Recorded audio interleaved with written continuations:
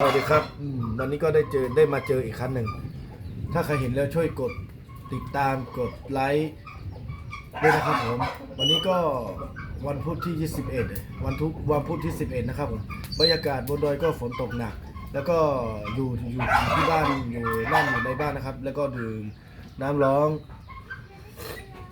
แล้วก็ก่อไฟนะครับอันนี้พอมาพี่อันนี้ได้ก่อไฟผิงไฟอยู่นะครับแล้วก็ตอนนี้ข้างนอกก็ฟ้าร้องแล้วก็